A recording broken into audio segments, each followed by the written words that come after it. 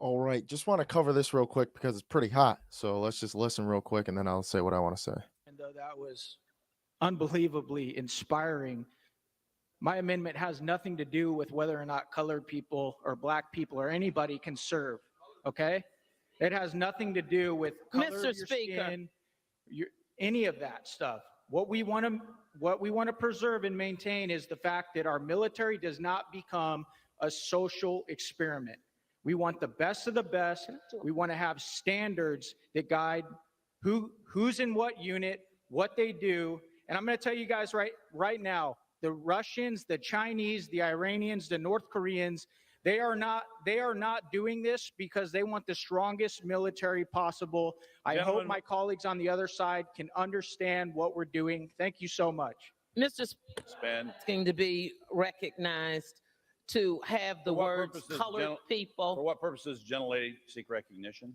I'd like to be recognized to have the words colored people stricken from the record. I find it offensive and very inappropriate. Is the gentlelady asking for unanimous consent to take down the words? I am asking for unanimous consent to take down the words of referring to me or any of my colleagues as colored people. Look, the problem is we're focusing on his language instead of what his core message is. And the core message is the military has become a social experiment.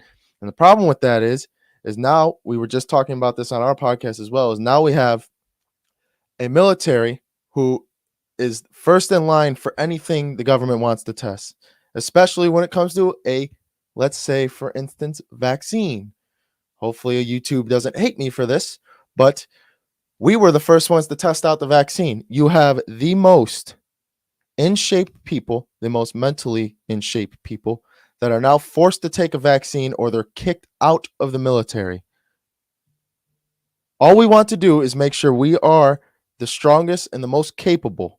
And then his reference to Ukraine or to Russia and China is exactly right. If you look at the Chinese military, they are ahead of us. Their military looks way better than ours right now. Yeah, we have the money and the power, but their military is looking way better than ours right now. And it's because they're not a social experiment. They're not experimenting every little thing on them first. This was a huge thing in our unit when the COVID vaccine first came out. We knew right away that we were going to be the ones to test it. Is that really who you want testing things out for you? You want them to be the first group? You want the people that are the most physically fit to be the first ones in line, for the vaccine and for unsolved issues or unresolved or whatever you want to say. It doesn't matter. The core message is we want the best of the best fighting on our side. And to point out his language, I understand it may be sensitive. I don't know what he could have used there, and he didn't know what he could have used there, and that's why I assume he used colored people. We just want the best of the best in the military. This man's an ex-Navy SEAL from, I think it's Arizona he's serving in. We just want the best of the best. That's all it is. We want standards. And we don't want the standard to be your skin. And he's saying that. He's saying no matter your skin, your race, your ethnicity, whatever it is, we just want the best. That's it. It's plain and simple.